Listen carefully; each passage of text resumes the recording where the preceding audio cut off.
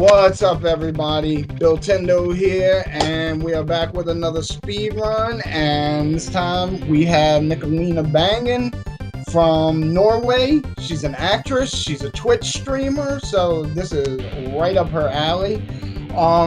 We're going to be talking about women in gaming. It's actually a subject I'm very interested in, and there'll be more videos on this with other women that game, because women make up 49% of all gamers worldwide. I think there's huge stereotypes with that don't really fit. I also think that women are severely underrepresented in gaming. So, Nikki? Hi, how are you? I'm fantastic. That's good. Yeah, well, I think that what you said is definitely true. Like, there are, well, I guess women are underrepresented in gaming because we're being taught not that it's kind of a boy thing. At least I know I was when I was younger. I came from the generation before the generation that had all the cell phones and all of that, 80s child and everything. So, Right? but I think that the term itself, women in gaming, or gamer girls especially, was created more for like, I guess kind of like making it more of a like mythical being, or a sexual, almost sexualizing women who do play video games. So I don't know. I guess maybe we should be called gamers, just gamers, not women who game. I don't know. That's a conversation for a lifetime, I guess. No, I completely agree, and it is like, it's at a point where we do need the distinction. And I also think there should be some distinction between a gamer girl and a female gamer, because I think that's two different things. Look, Yeah, I'm definitely. gonna be, I need to admit, I kind of mock something as the gamer girl aesthetic. And I've said it in other videos, so I've got to be upfront about it. I've mentioned the cat ears on the headphones type thing. Yeah. I like Well, I have ears. elf ears, so I don't know if that counts, but That, right, but that you actually wear without the headphones. I've seen pictures. yeah. So I'm speaking more towards the whole Belle Delphine image. The ears, the cross-eyed and tongue-out peace sign pictures, and like that type of e-girl, gamer girl. Yeah. And that is, but somehow that has become the primary image Yeah. of a female gamer. Yeah, which is not. It's completely false. Like, a female gamer can be pretty much anything. Just like a male gamer doesn't always sit in his room in the dark until he's 30 in his mom's basement. Like, it's more of a I guess it's stigma. It's a branding, a type of brand. So I feel sometimes. A lot of times, actually, guys get surprised when a girl comes in and has skill. At least they used to. But I have noticed lately that it's nowhere near as bad as it was.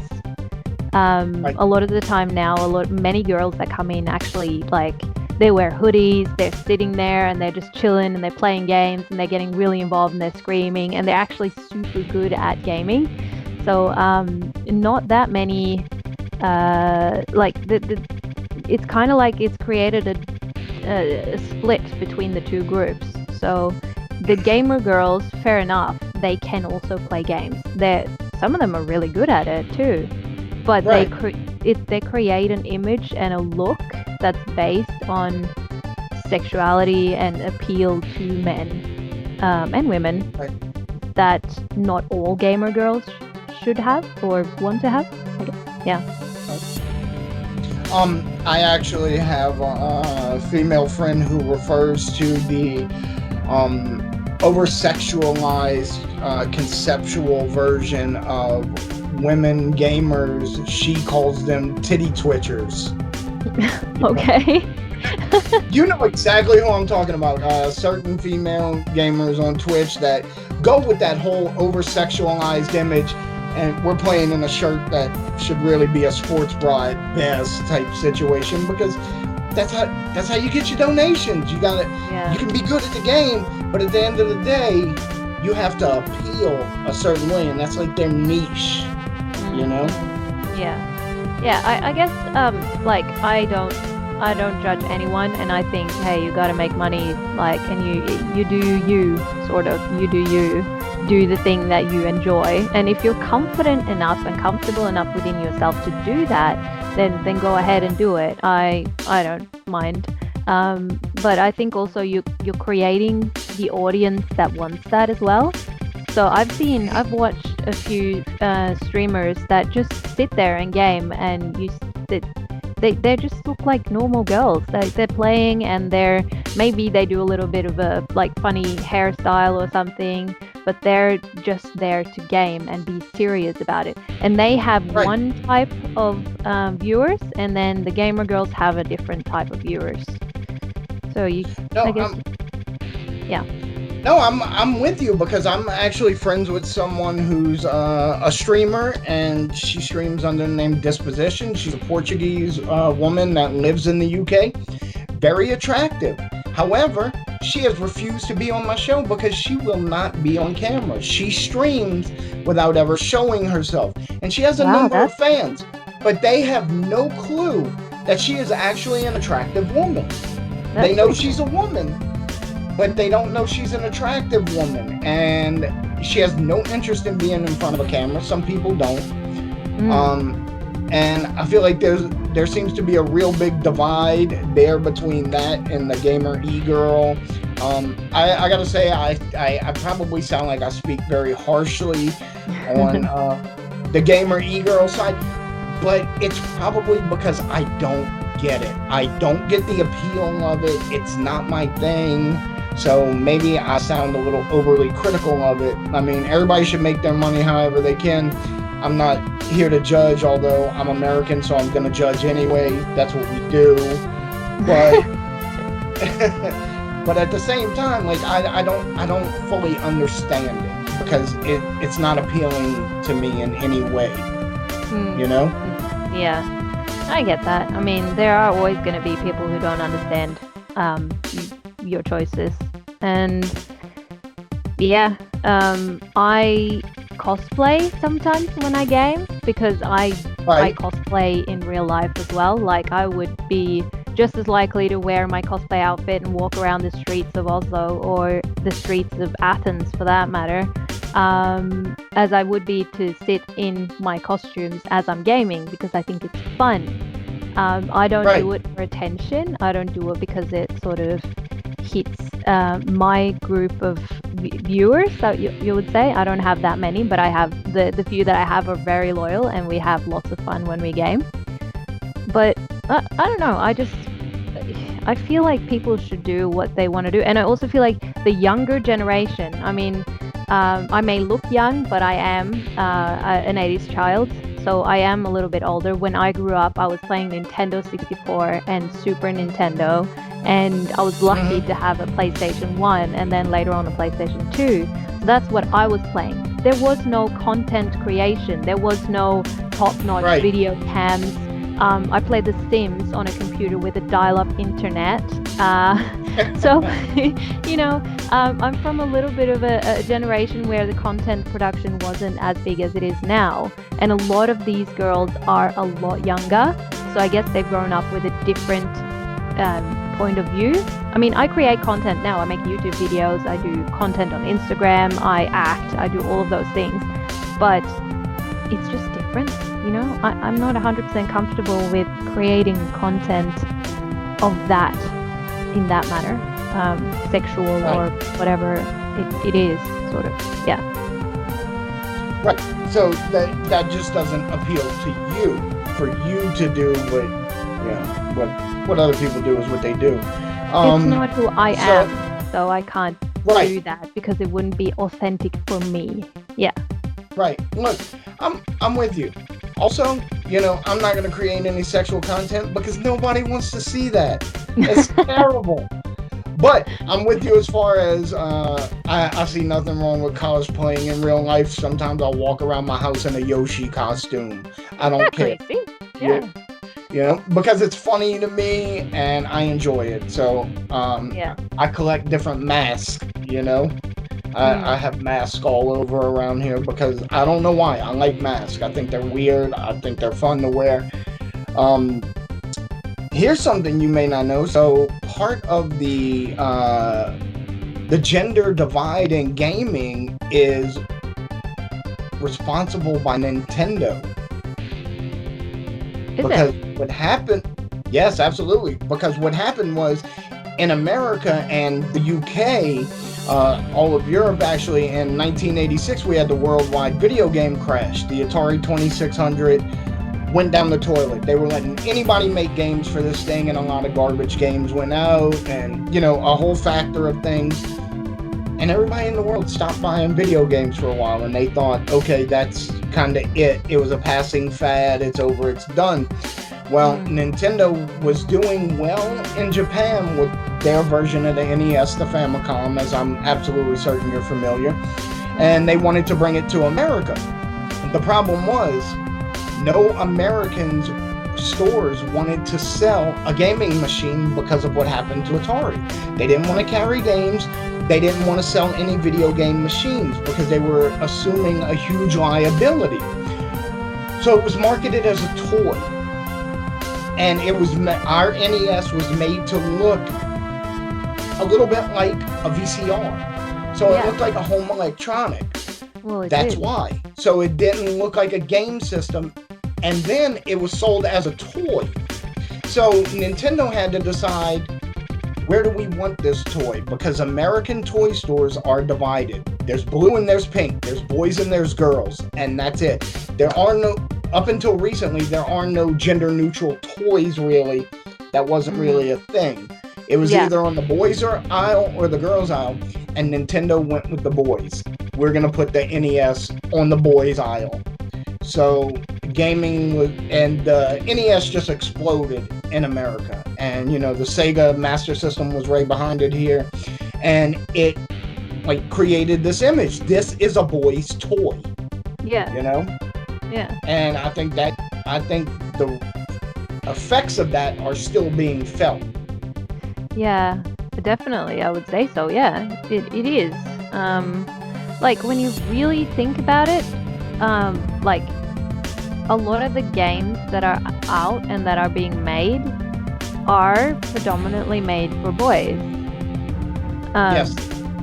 There aren't, like, there are the cute pink, like Barbie doll sort of games as well. But it's mainly made to appeal to boys. A lot of girls play them, of course, too. Like, I love to play Skyrim, Oblivion, Fable, Zelda, all of those games. But, like, they... I don't know. Like, if you really look at it from a gender base, like, this is how a boy and a girl should be, that we were taught way, way back in the day before everything changed. They're made for boys. Yeah. Oh, yeah, definitely. Yeah, we were always taught boys, video games is a boy thing, because what's easier to make a game out of? Especially, you know, you're an 80s child. I was born in the late 70s. I'm assuming you were probably born early 80s to late have 80s, memories of... Oh, okay. Right. So, you completely derailed what I was thinking, but whatever. Sorry. No, it's fine. You know, this is what it was. So, it's easy to think of a game being a boy or a girl's game, especially with our early technologies up until Super Nintendo and before that. Think of how simple the games were. Now, what's easier to make? A game about Barbie where she tries on different clothes? Or a game where you shoot stuff? And shooting things is manly, it's masculine, that's what boys do, that's what men's do. As opposed to, you didn't even have the graphics to put different clothes on a Barbie. That wasn't an option. Yeah, true. Well, it's a good thing it has changed now, and I'm definitely noticing a big change in everything when it comes to gaming, which is why there are quite a bit of girls gaming now. When I was young, and started like I would game like there was no tomorrow. Like when I was asked what my greatest achievement was in 7th grade, I told them getting past the water temple in Zelda Ocarina of Time. While everyone else was like, "Oh, I passed the maths test, I did this," and I was the only one who talked about gaming. So I Right. was, I guess, considered weird, first of all, and I was bullied quite a bit for it. For liking games as a girl, that was like not cool when I was young. And then I come into this like growing up, and all of a sudden, being a girl who's good at games and who understands them and who's into them is considered pretty cool. So it's a Yeah. massive difference from then to now, which I'm actually really happy has happened because I love games and I know a lot of girls who love games. Why shouldn't we Right. play games? Right. No, and you know what? Congratulations on beating the water temple in 7th grade. I'm so old. I was 20 years old when that game came out. I remember playing it, and I remember being stuck on the water temple for a solid week and a half. There were no strategy guides. There was no internet. I didn't have any friends with the game. I was stuck on the water temple for a week and a half at 20 years old. I almost put the controller through the TV, but I persevered. So if you did that in 7th grade, congratulations. Thank Because you. I Well, don't I know had that. help. I had help. Like one of my fellow students actually had played the game before me, and he taught me. He showed me the ropes because he had figured it out. And it's this secret little door that's underneath water. You have to raise it and then go under it, and then you find the key that you're missing. But yeah, no, it didn't feel like a great achievement back then because everybody else thought I was weird. But nowadays, I'm like, you know what? I'm gonna do what I'm gonna do, and I do what I want. Your opinion is your opinion. So, yeah. Right. Okay, so Nikki, I think we're gonna wrap it up there for the day. If you want to shout out any projects you're working on or anything, your Twitch. Well, not really. I'm playing Don't Starve Together Oh. with my followers, and I stream quite a lot. So, if anyone wants to play it ever, feel free to step by. But apart from that, no, not really. Okay, so look, what I'll do is in the description down below when I upload this video, I'll put a link to your Twitch, so Cool. people will be able to find you. If you want, I'll put one to your Instagram. If not, we'll pretend I didn't even say that just now. It's up to you.